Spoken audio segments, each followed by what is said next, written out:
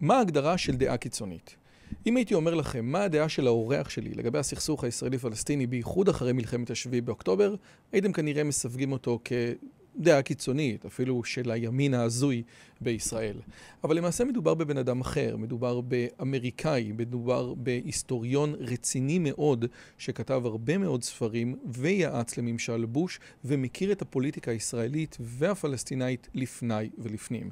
לבן אדם הזה קוראים פרופסור דניאל פייפס, הוא אחד ההיסטוריונים והמזרחנים והעיתונאים החשובים ביותר בהקשר הנאו-קונסרבטיבי בארצות הברית, והוא כתב לאחרונה ספר שנקרא Israel Victory, והתזה המרכזית של הספר היא מאוד פשוטה.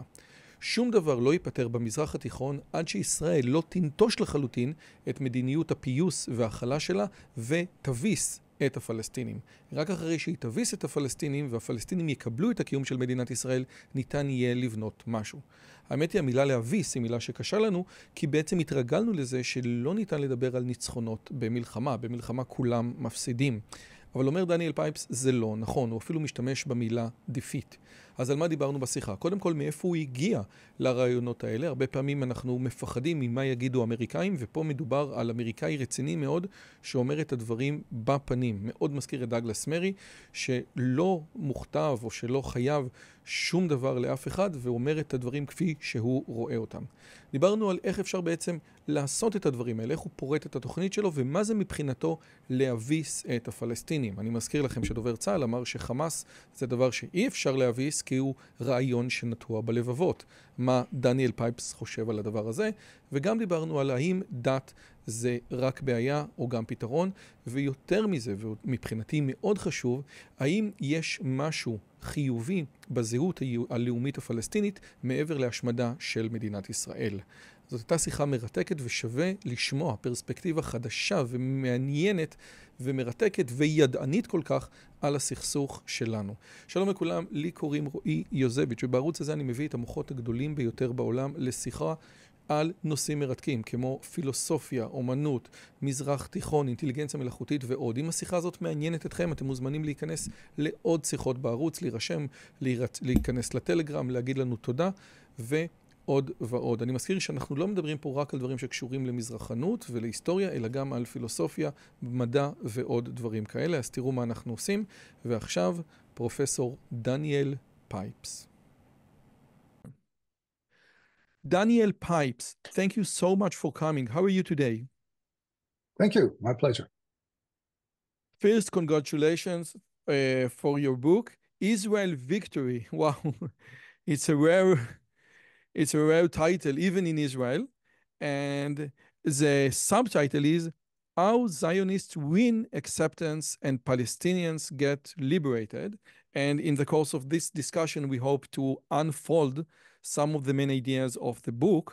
Now, the main thesis of the books, according to what I think, is that the Israeli-Palestinian conflict can only be resolved by Israel abandoning the failed strategies of enrichment and conciliation towards Palestinians. Instead, you advocate for a paradigm shift where Israel achieves a clear victory, leading to a Palestinian acceptance of Israel's existence. According to your book or your thesis, peace will come only after Palestinians are defeated and reject their long-standing rejectionism and violence. Now, first, is it a fair summary of your book? Excellent. Yes. Okay. So ChatGPT did a great job. But now, this is not the ChatGPT question. My question is, your approach is profoundly different than the official agenda of the State Department, of the US State Department, at least from the Oslo Accord, but I will go much earlier in time. My question is what do you know that they don't or refuse to know? And more importantly, why they refuse to know what you know? You know, it's ironic because the State Department, Washington more generally, and Western capitals more generally, tend to take their lead from Israeli views. It is Israeli mistakes that lead to Western mistakes, the most profound of which is the Israeli concept going back, I argue, 140 years that the way that Zionists and then Israelis should deal with their closest and foremost enemy, the Palestinians, is by winning them over, by enriching them, by making their lives better, by improving their circumstances. This is a bizarre approach. Just think of Russia. When Putin invaded Ukraine, everything got cut. Think of North Korea, think of Venezuela, think of Rhodesia, South Africa. You know, when you don't like what a party is doing, you cut them off. Think of medieval cities. You surround the city, you cut off the water, the food. But no, the Zionists came up with this crazy idea. You don't defeat them, you help them. And that idea has become widespread. But I don't blame Americans or Norwegians. I blame Israelis. Israelis came up with this idea, and others have responded and replicated and said, yeah, okay, Israelis, you know what you're doing. We will take your advice and follow your lead. So the profound problem is not in Washington. The profound problem is in Israel. Mind-blowing number one. Wow. So again, what you're basically saying that besides the Trump administration, you can't wish for the American administration to be more pro-Israeli than the Israeli administration. No, I'm not quite saying that. I'm saying you can't expect Israel's allies to have a better understanding of Israel's conflict with the Palestinians than the Israeli security establishment and government. And by the way, the Trump administration fell into the same trap. If you look at its, what was it called? Path to prosperity, peace to prosperity, prosperity. $50 billion was going to the Palestinians. No, it's all about enrichment. The number of times electricity is mentioned in ports and tourism and so forth. That's all about improving Palestinian lives and thereby ending the conflict. So, yeah, Trump administration fell into the same point of view as every other. Okay, so, you know, your book is filled with a vast and profound knowledge of Israeli history, Israeli politics, from the past to the present. You seems to know your way in Israeli politics. And it seems that the most relevant question is why did Israel make all those mistakes? My argument or my hypothesis is that the Zionists tried to separate our right for being on the land of Israel from the Jewish religious argument, and therefore they stuck in a dead end. And I would ask you, why do you think that we made those mistakes for so many years? That's an interesting point of view. It's not one I'd heard before. My analysis in the book is that the Israeli approach of enrichment, of bettering the Palestinian circumstance, goes back to the 1880s when it did make sense. When you had literally 10, 20 young men coming from Eastern Europe, Russia, Zionists, idealists who were not farmers, didn't know Arabic, and they were surrounded by people who didn't want them there. It made sense for them not to do battle, but to say, you know, we're modern, we bring with us scientific ideas, we can help. Made sense. The problem is that that same approach that made perfect sense 140 years ago is crazy today. A day when Israel has the wing of F-35s and the high-rise buildings in Tel Aviv. But I'm also arguing that Palestinians have done the same. Their rejectionism, they're saying no to the Zionists in the 1880s, remains in place 140 years later when it makes no sense at all. So both sides are doing the same thing, which is continuing an attitude that began in an entirely different circumstance and continuing, and it just goes on. And indeed, in some ways, it becomes more extreme, where the Palestinians are even more radical in some ways.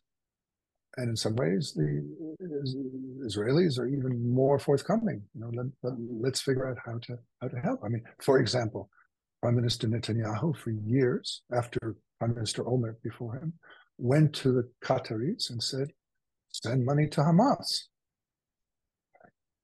That's pretty extreme.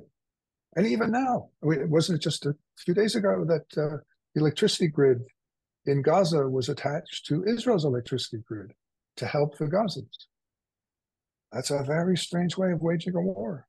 I don't And think the you would manager see the of Ukrainians. I don't think you'd see the Ukrainians helping the Russians in that way. and the manager of Shifa Hospital and providing not just food and medicine, but also fuel, which is an absurd in any standard. Now, there are three words in your book that we need to cover. One is the enrichment, the other is a conciliation, and the other is rejectionism. And my question is, your book delved deeply into the historical roots of the Palestinian rejectionism and Israeli conciliation. And if you could please elaborate on how these historical trends have shaped the current state of the conflict and why they are so difficult to change, especially after October 7th. Well, what began, as I suggested, as reasonable, rational responses to the circumstance of the 1880s,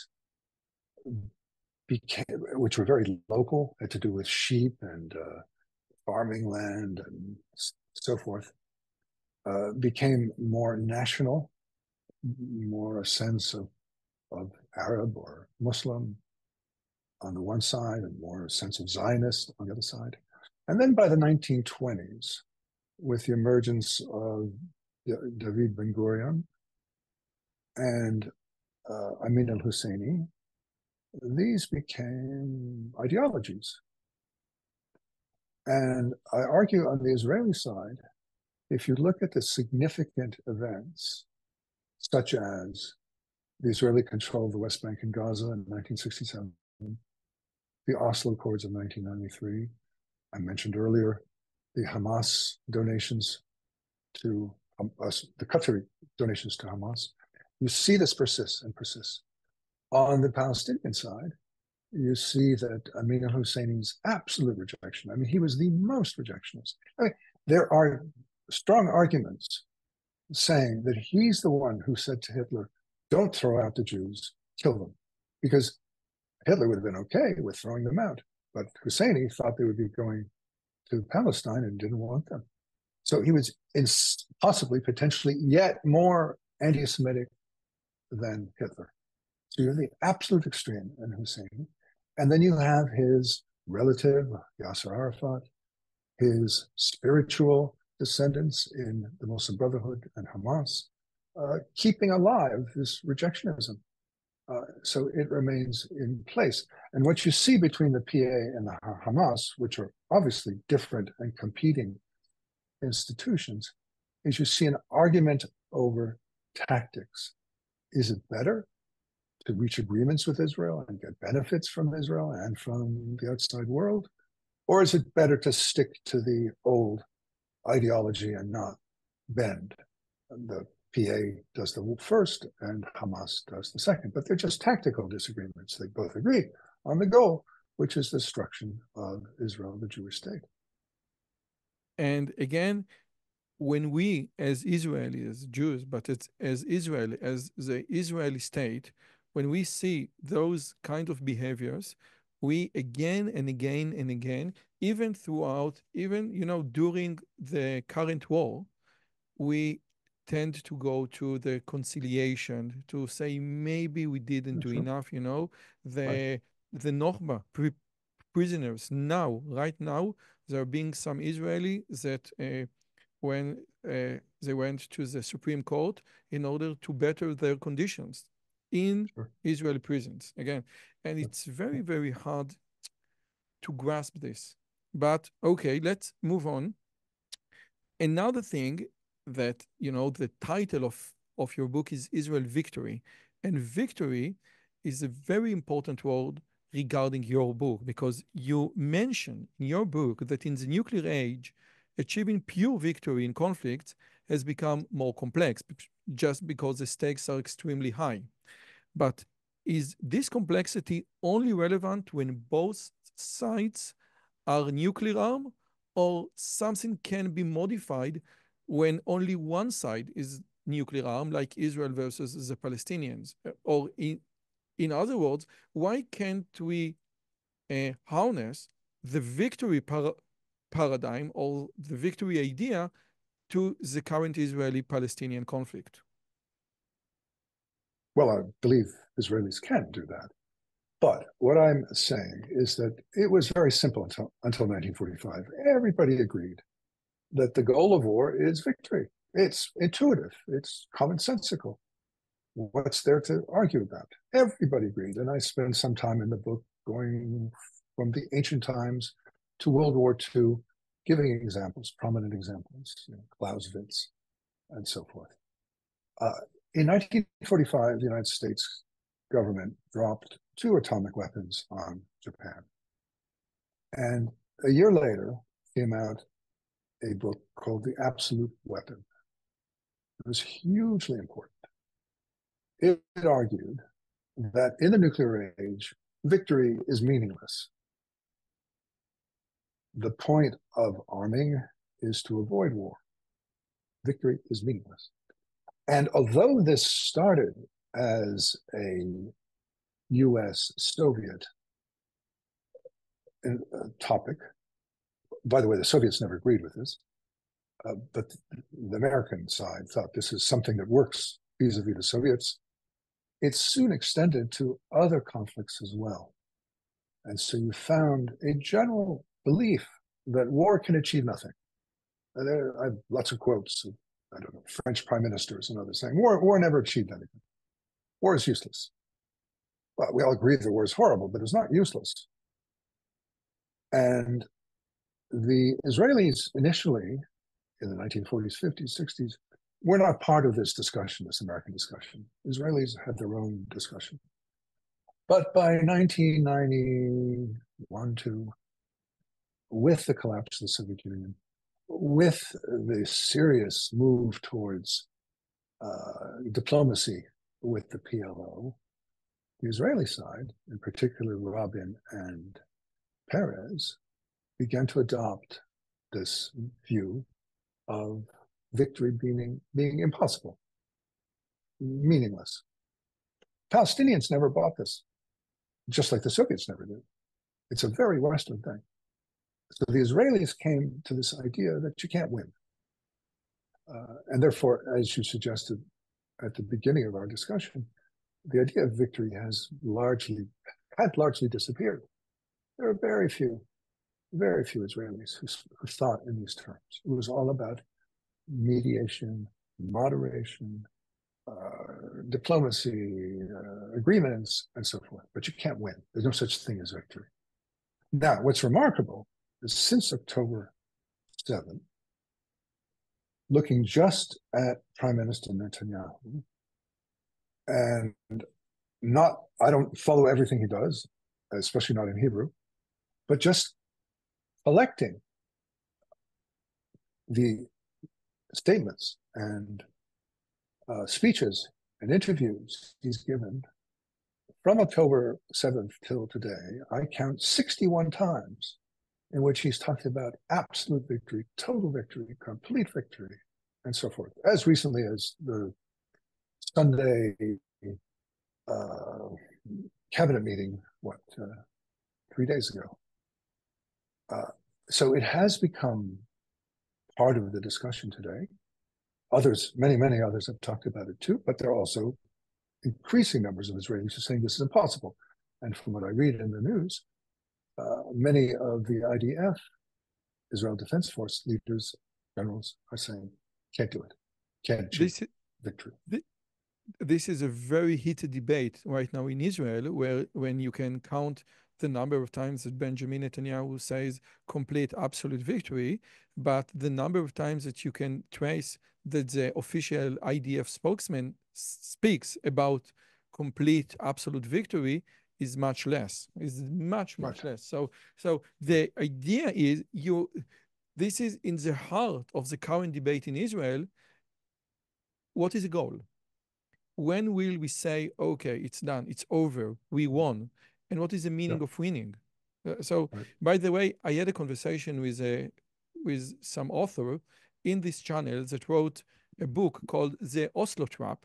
And he said that, Rabin, who was part of the Six-Day War and the Yom Kippur War, uh, thought that the Israeli public cannot bear another war. Exactly. Therefore, Exactly. we must strive into Right. another Precisely. direction. I think that this is a very important thing. This is a very important thing to remember. So, uh, now another thing that you say in your book, and again, it's extremely well written. It's a fun read. I consider myself, belong to the more conservative side of the Israeli politics. So it speaks with my my thoughts. But again, it's very, very well written.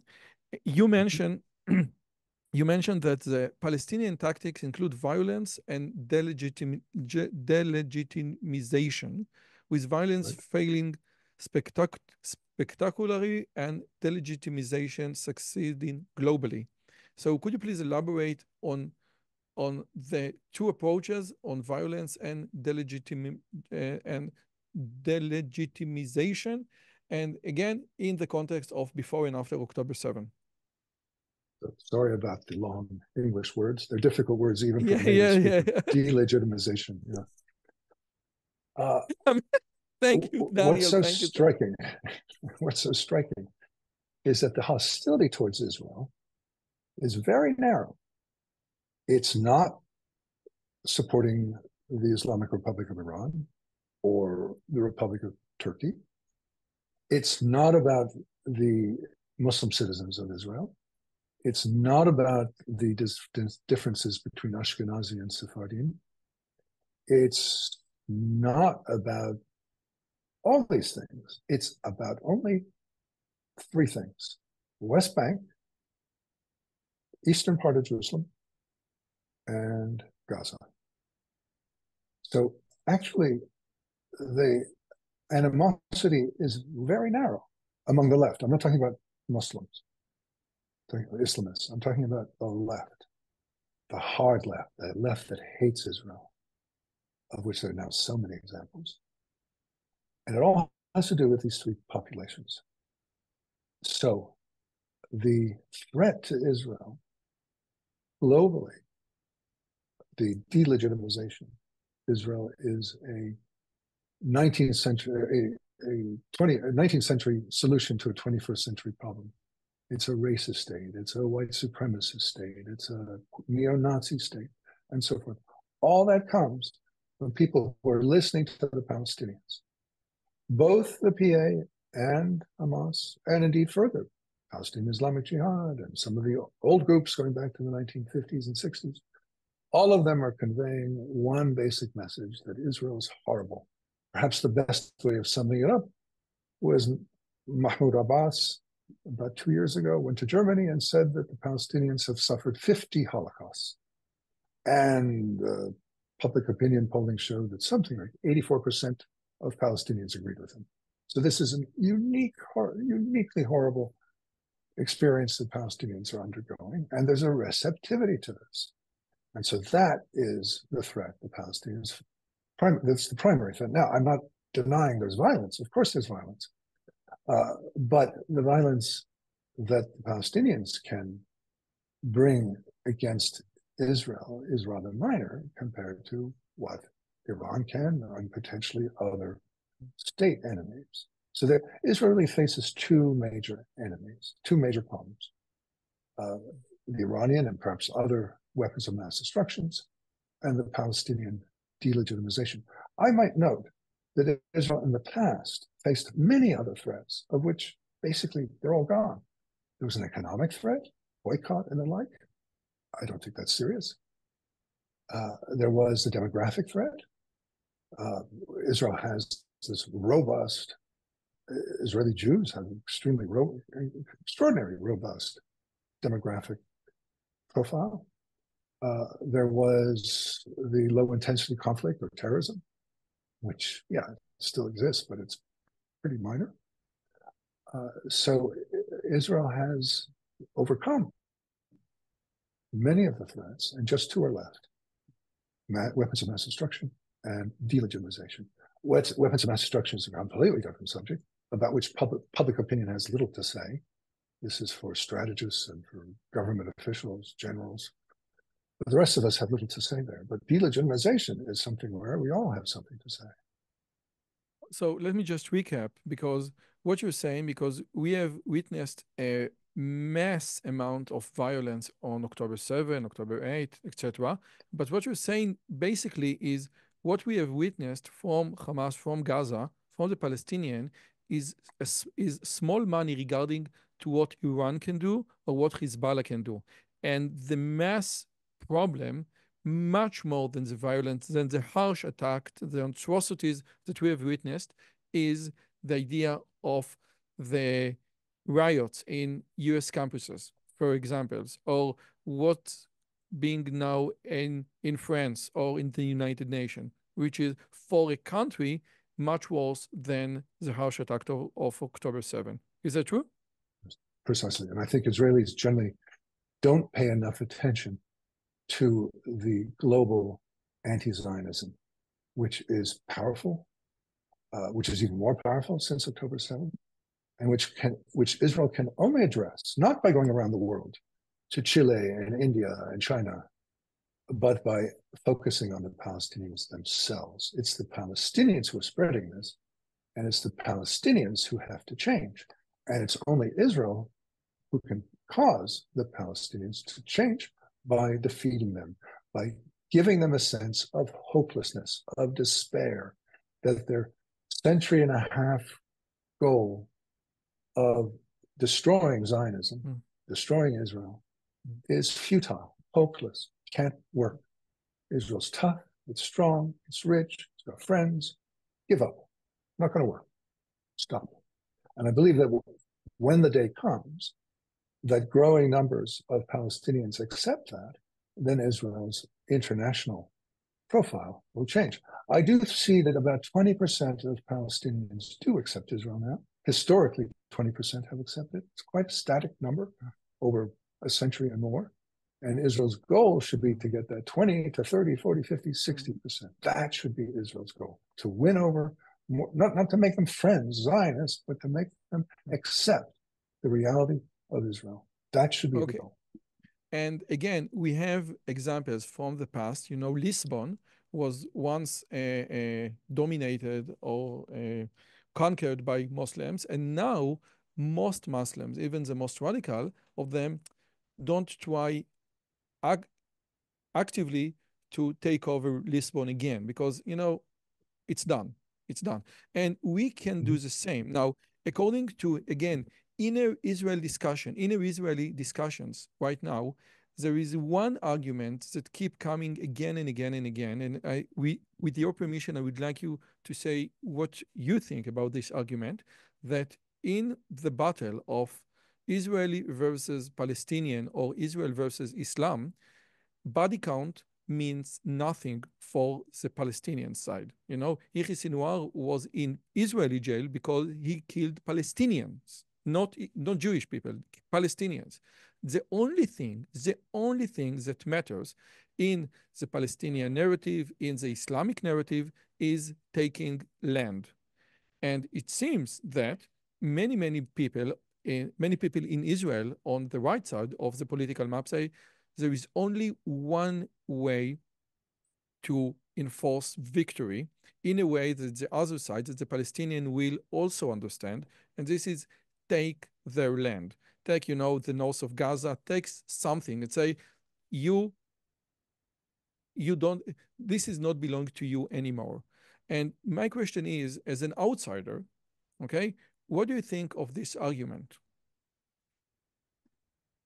I would say if we're 200 years ago, it would make sense. Today, it's a crazy policy. If Israel were to annex any part of Gaza, however small, it would be a disaster. To a certain extent, internally, there would be many Israelis opposed to it, but more importantly, externally, this would be seen as an outrage across the world. No single country maybe Argentina under Milei. No country would accept this. And it would cause fury, it would cause embarrassment, and would be extremely painful. So while I'm not disagreeing that if it were just an isolated conflict between two small populations that nobody paid attention to, yeah, taking land would be a strong step that would show who's in charge. But given that this is not an obscure conflict, but one that is international consequences of an extraordinary sort. I mean, the The president most of Harvard, interesting conflict in the world.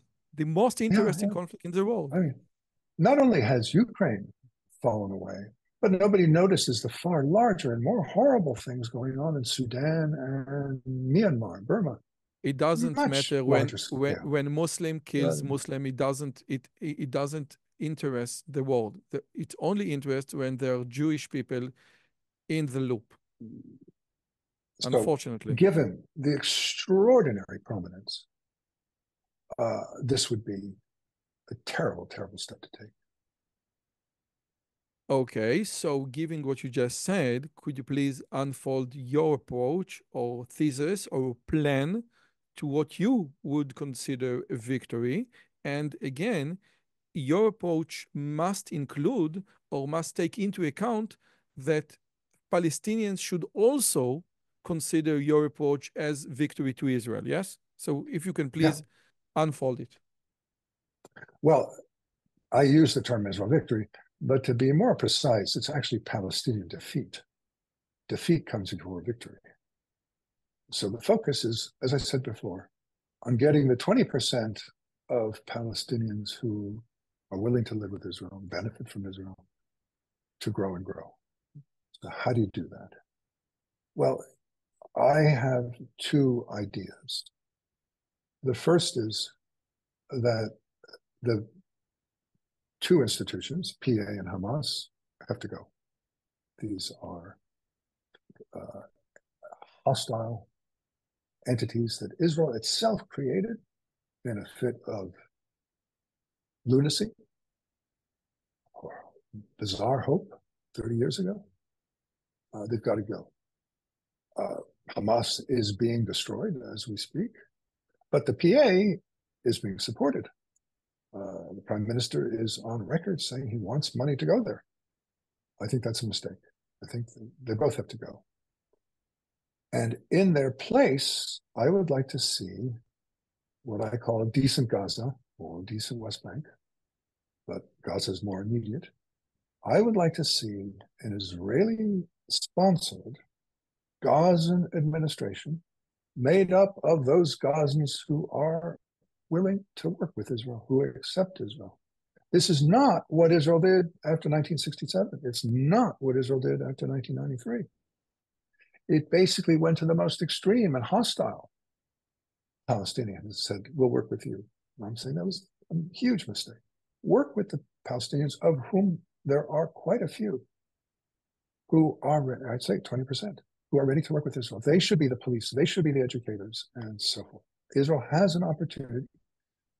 And I've been watching the various discussions about the day after. And in general, it looks like Netanyahu himself and the government more broadly is inclined in this direction. It doesn't want the PA. It doesn't want Hamas. It doesn't want foreign Arab.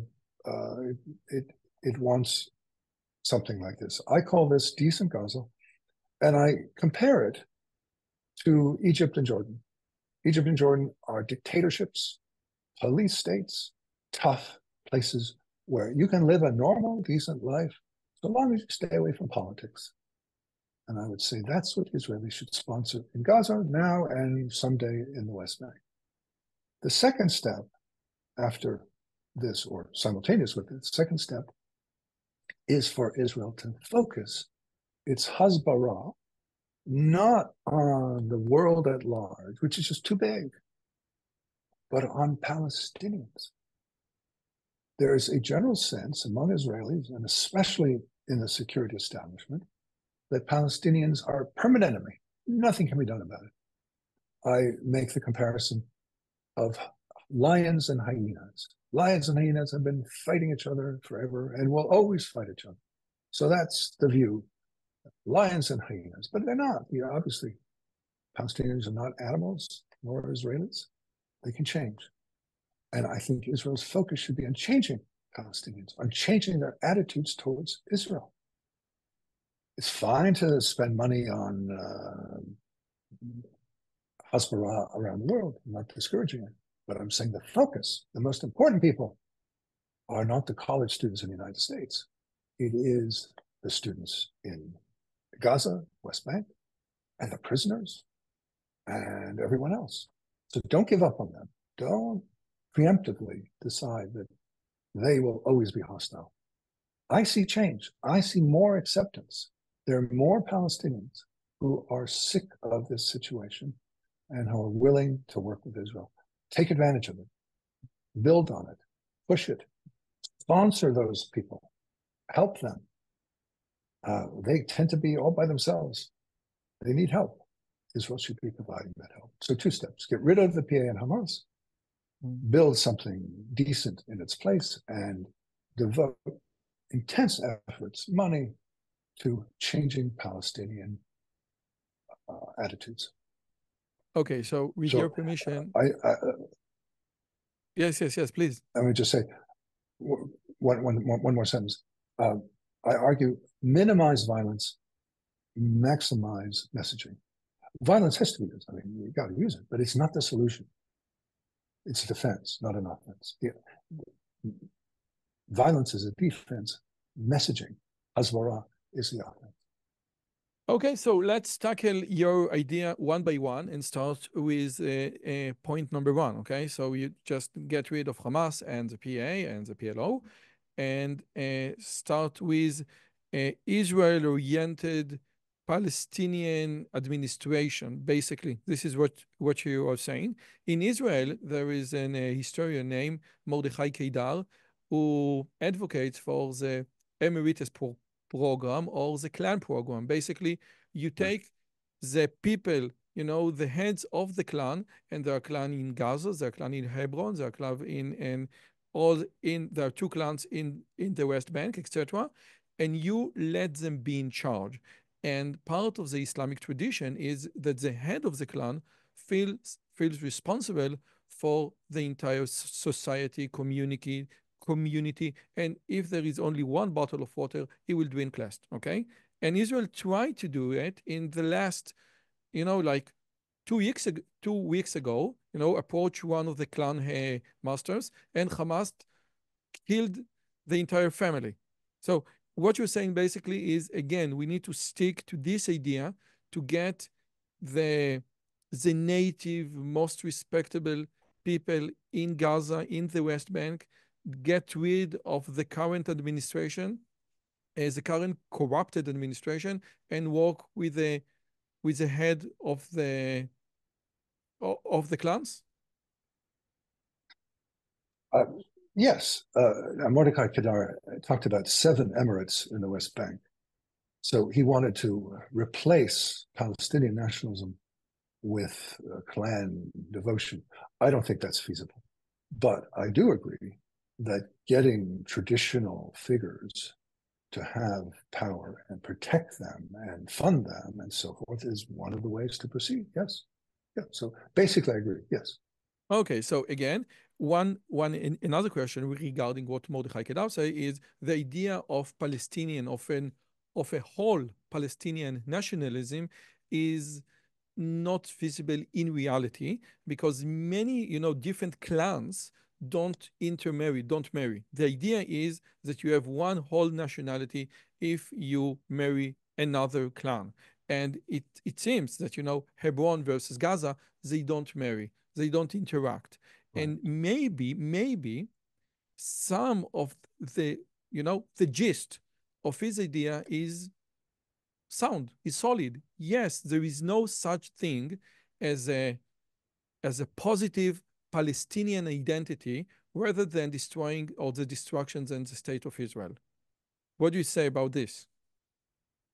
I disagree there. Okay. I note that the Palestinian identity is just a century old. I wrote a long article some time ago called the year the Arabs discovered Palestine. That was 1920, and it was slow. It was really not until the 1970s that it became a powerful force. But it's now a very powerful force. Many people are willing to give up their lives for it. And while I agree that in theory it could collapse, I don't think that is imminent, and I don't think Israel should make policy in the hopes that Palestinian nationalism will collapse. It's there, it's very strong, and it needs to be dealt with. It needs to be confronted. It needs to be confronted. In other words, my criticism of so many plans is that they avoid the hard part. They avoid the defeat. I'm saying you have to defeat it. You can't find some clever way around it. You've got to confront Palestinian rejectionism. You have to break it. Can't avoid doing that. And no one can do that other than the Israelis. And, so I have two questions, with your permission. I totally agree with you that the Palestinian nationality is a solid thing, and you can't just delete it. My question is, and I propose, the same question to Professor Benny Morris, okay? My question was, can you trace or can you detect in the Palestinian identity or nationality something else than, the destruction or being opposed to the state of Israel, like in Egypt, like in Jordan, like in Dubai? Their nationality, their identity is orthogonal, maybe, to the state of Israel.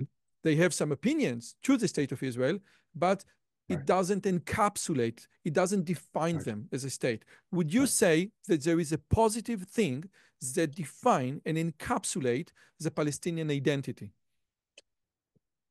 Basically, no. There are foods and dances and the like, but the overwhelming majority of the Palestinian identity is made up of rejectionism. But it doesn't have to be that way. Rejectionism can be broken, and a moderate form of Palestinian nationalism can survive. I mean, look at 1945. Yeah, it can happen. You can break the bellicose, expansionist, rejectionist form of nationalism and leave something that is acceptable. So I'm not trying to destroy Palestinian nationalism.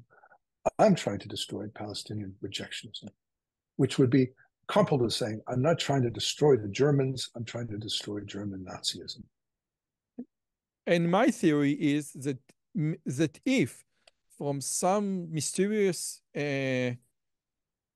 reason, the state of Israel will vanish tomorrow, okay? There will be no state of Israel. The Palestinian identity will not survive. Not survive. This is my thesis, okay?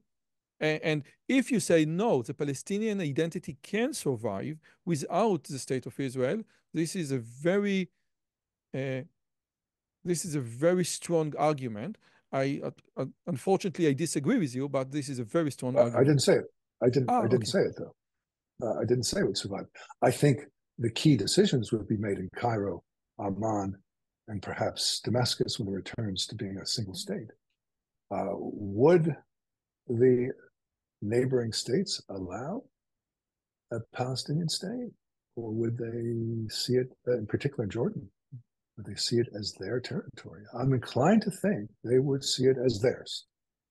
And that the new King Abdullah II, would revive Abdullah I's ideas of taking over the west of the Jordan territory. So I think I agree with you, but I'm focused on the neighbors rather than the Palestinians themselves. Okay.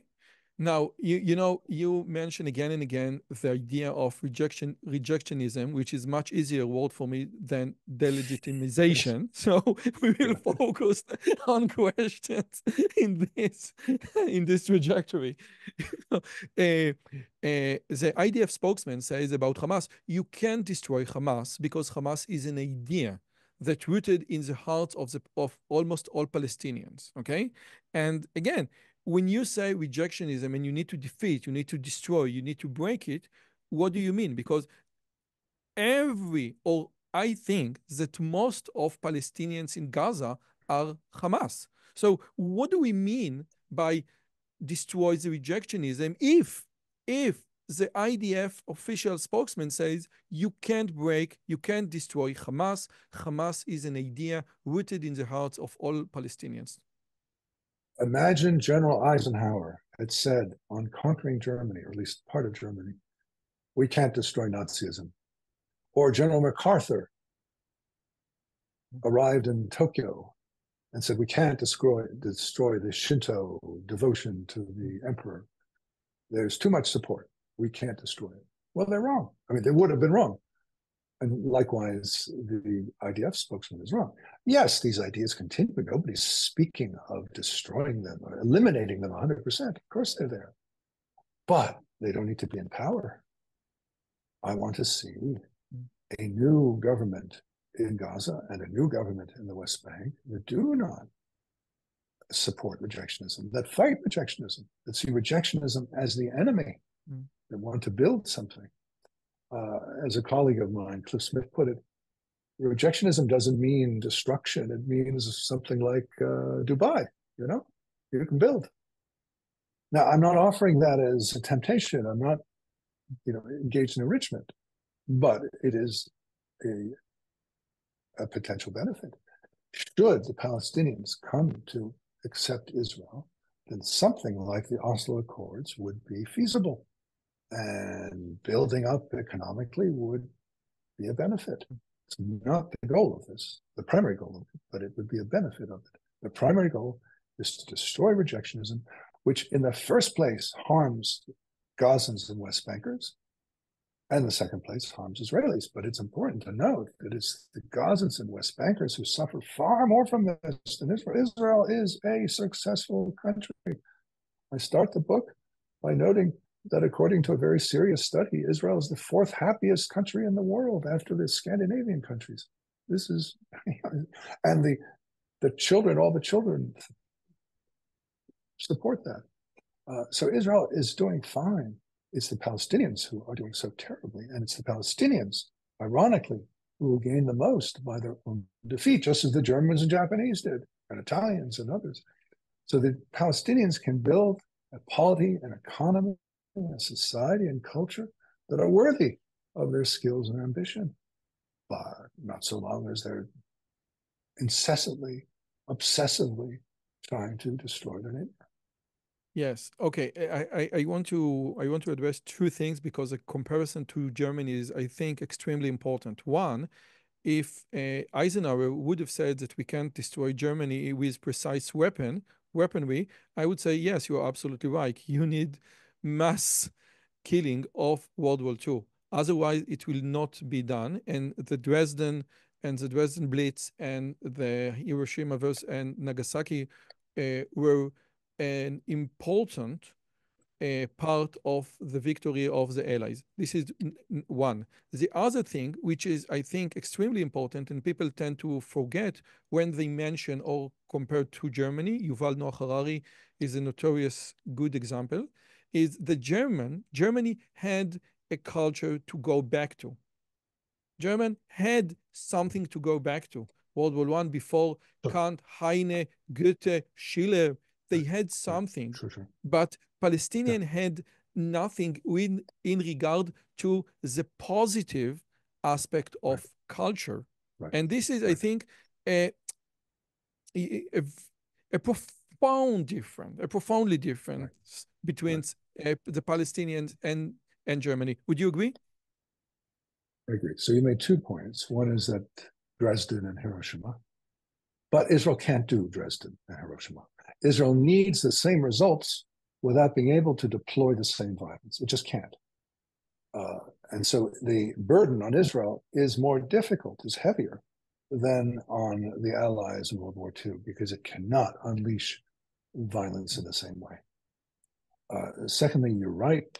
There is no Goethe and Heine type figure in Palestinian history. I mentioned before, food and dance. Not much, but it's enough. It's enough. I think, I mean, if you look, for example, at the Persian Gulf states, places like I mentioned Dubai and Qatar and Kuwait, there's not much there. You know, these are not historically been the centers of civilizations, but they've taken the bits they have and they've turned it into something positive. Their museums showing their archaeology, their customs, and the like, and it suffices. Not deep. This is not Germany, but it's enough. Were the Palestinians to reject rejectionism, I think they would find enough to build an identity, a positive identity, as opposed to a negative anti-Israel, anti-Zionist identity. You know, for what you're saying is, I will give you hummus and kulthum, and you will resign your religious passion to kill Jews.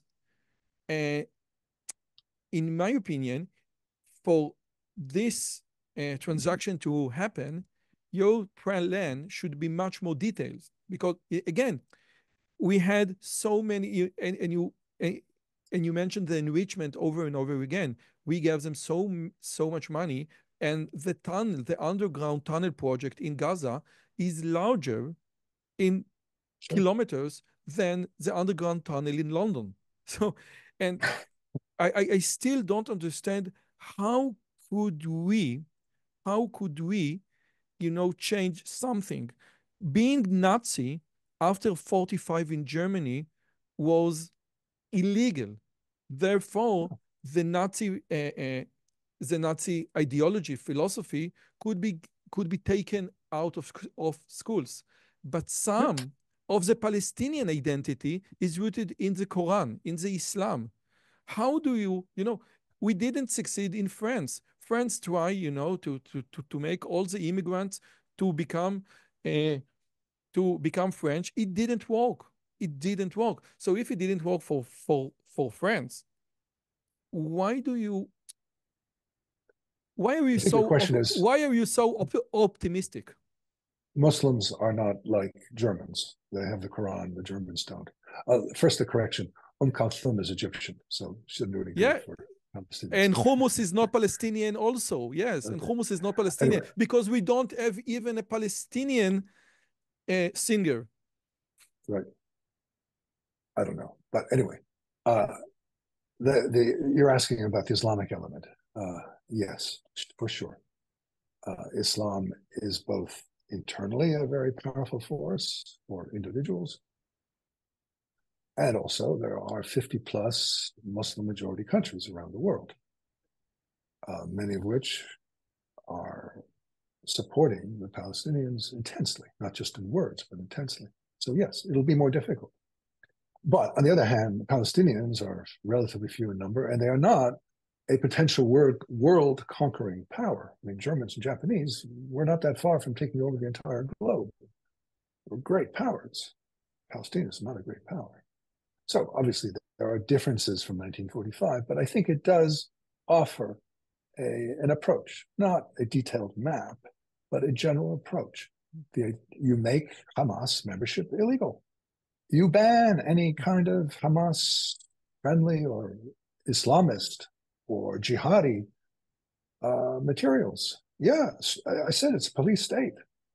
I'm not suggesting this is a nice place that you and I would want to go to and live in, but it's going to be a lot better than what exists there. And let me make another point about not the West Bank and the PA, which is fairly normal, but Hamas in Gaza is abnormal to the point of uniqueness. I would argue to you as a historian that I know of no other example ever anywhere of a ruling authority wanting its own population to suffer deprivation, hunger, bombs from the air, death, in order to boost its propaganda efforts. It's an amazing thing. I would argue it's never happened anywhere. It's a perversity that Hamas wants its hospitals to be bombed, wants its children to be killed, wants its families to be hungry. Nowhere have you ever seen this. So yeah, Hamas is particularly This bad. is a very good. This is a very good argument. This is a strong argument, and one need to take it into account because I part of the Israeli right approximately, and again, you can distinguish and you must distinguish Hamas from the Islamic State. There are many Islamic states. Yes, the Quran has many violent things. Yes, definitely. You can't be a modern Western world with a Quran. But there are many, many states. There are many Islamic states, and Hamas is an exception. Hamas is an extreme exception because almost all Islamic states don't want to deprive and kill their own population for the sake of their own agenda. This is a very important point. Yeah, yeah. Okay. So again, okay, I'm very happy that you mention it. And we, as Israeli, when we oppose Palestinians, when we oppose Hamas, when we oppose the PLO, we need to say, yes, we have a profound problem with Islam, but Islam doesn't equate Hamas. It's not the same thing. You can look at Abu Dhabi, you can look at Dubai, you can look at many other places in the world, which leads me, George Bush refrained from engaging in the war of ideas with Islam, focusing only on the extremists. And he said, we have no problem with Islam. But basically, the modern world or Christianity and even Judaism in the context of the modern world have problems with Islam. And my question to you, as you were in touch with George Bush, do you think it's possible to reform Islam through a war of ideas or a dialogue of ideas? And what approach would you recommend? Yes, maybe you need to rethink your religious ideas as an Islamic, and I should rethink and my ideas as Christian. Let me just say one more thing. Christianity had Galileo. Islam didn't. Okay? We had like 500 years of Christianity to take into account nature, science, modern philosophy, etc. What do you think? Well, we've now entered a different subject, but happy to answer your question. I start, again, as a historian, seeing change over time. Islam changes. In my own career, Islam has hugely changed. I started studying Islam 55 years ago, 1969. It was a very different phenomenon then from today. The Islamist aspect was tiny. I also see change more recently. I believe that Islamism peaked about a decade ago, about 2013. I think it's in decline. I do believe in ideas, the good ideas and bad ideas. Rejectionism, Palestinian rejectionism is a bad idea. Islamism is an even bigger bad idea. One cannot defeat a bad idea through violence alone. One has to have a better idea. And so I put great emphasis on Muslims, particularly Muslims who are scholars of Islam, who reject the Islamist interpretation and offer something else.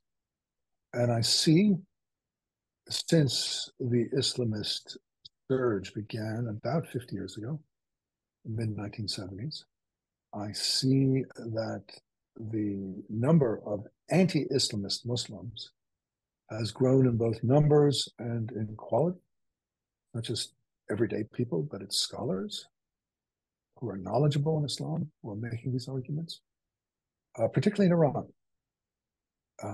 And so that, I believe, is the source of optimism that Islam will become less Islam, Muslims will become less Islamist and will become more open to the modern world, not try and go back 1,000 years, which is what Islamism basically is. Let's go back to the good old days, not 2024, but 1024. Let's fine. When Yeah. you when you speak about the Muslims that you are speaking with, do you restrict yourselves to the Muslims secular scholars, or do you also see this trend, or even tiny trend, in religious Islamic scholars, not just the No, it's secular religious. No, scholars? no, no, Okay. religious. No, it's people Okay. who are, you know, authorities in Islam, Yeah. and you can see it even on the official level.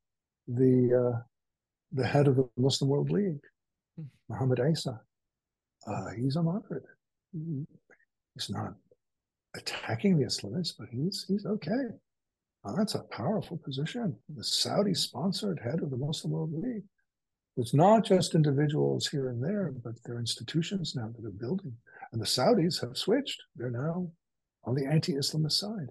Qatar has become the new Saudi Arabia. Saudi Arabia is the new Turkey. Things change.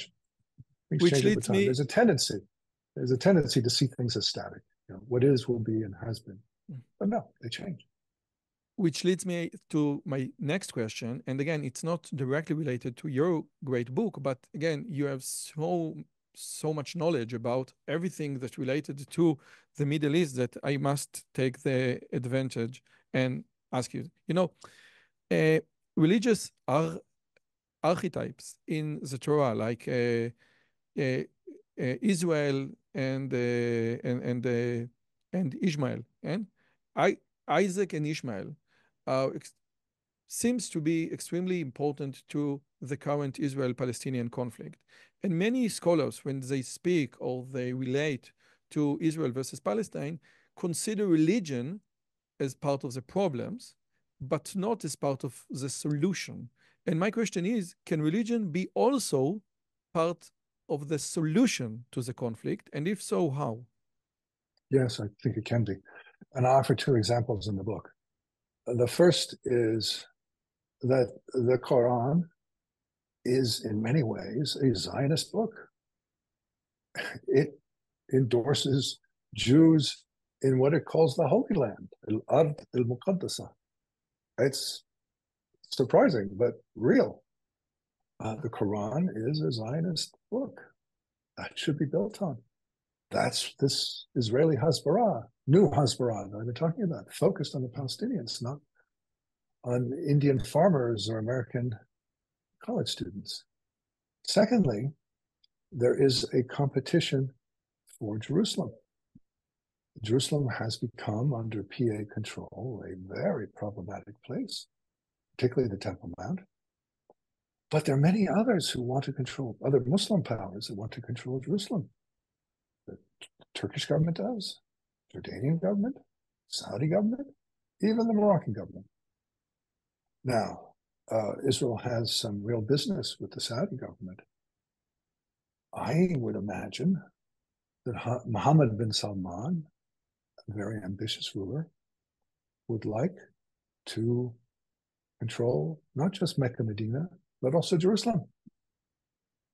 And I would engage in diplomacy, bargaining, negotiating.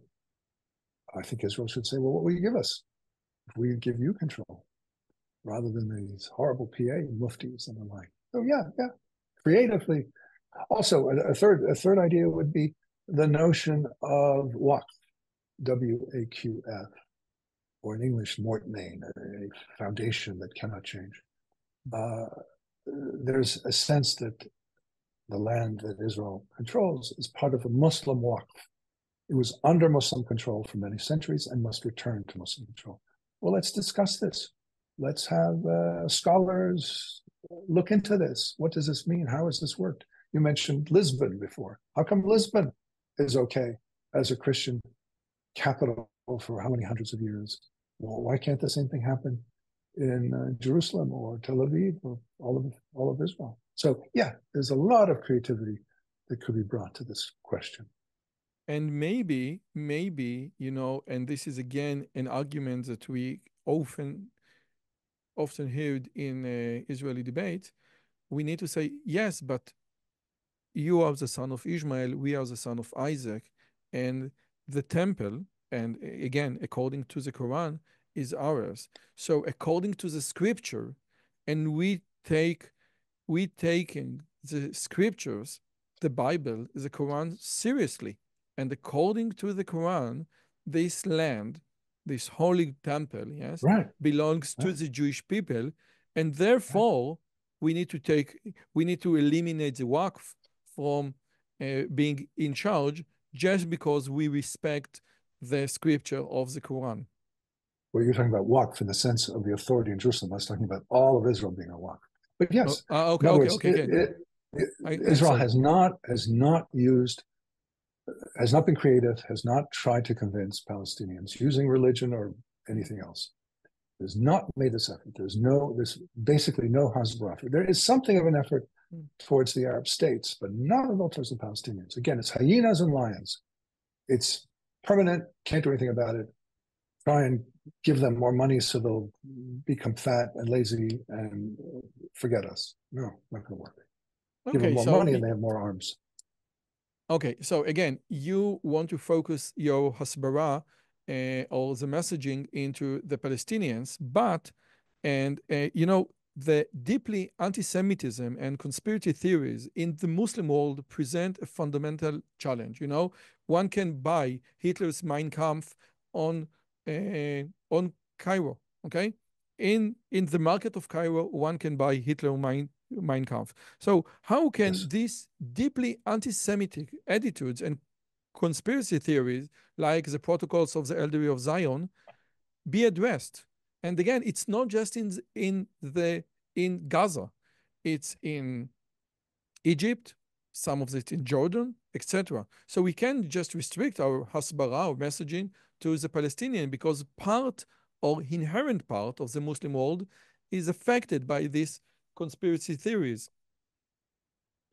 I'll need to go, but I'll be happy to answer this. I make a big distinction between the Palestinians and the Arab states.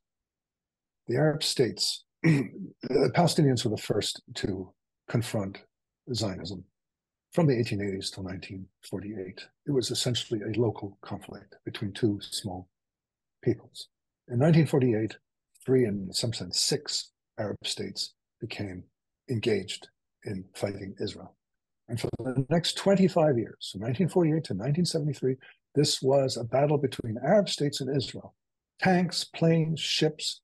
This was army to army, navy to navy, air force to air force. And then after defeat after defeat, the Arab states began to pull out, starting with Egypt, to the point that it's 50 years, twice as long as the 25 years. 50 years, the Arab states are gone. With the most minor exceptions, such as 1982, Syria, 1991, Iraq, the Arab states have not engaged in violence against Israel, and indeed increasingly have come to terms with Israel. They found the conflict with Israel to be painful, and they wanted out, and they did get out. Look, since October 7th, have you heard anything from the Arab states? Turkey and Iran, yeah, because they're new. With the Arab states, Algeria a little bit, but really, Syria, Iraq, Saudi Arabia, Kuwait, nothing. They're quiet. They don't want to talk about this. They want to deal with it. It's not their issue anymore. So while you're right that you can buy Mein Kampf in airports and so forth, the leadership, the dictators, there are no democracies in these Arab states, want out. So what you see that since October 7th, other than Iran and Turkey, which are new states to the conflict, and other than Lebanon and Yemen, which are under Iranian control, the Arab states are quiet. A little bit out of Algeria, hardly anything from anywhere else. Even Syria and Iraq are quiet. The Arab state, the Arab leaderships want out. They don't want to be fighting Israel anymore. So yes, one can find Mein Kampf and one can find anti-Semitism, but it's not that important.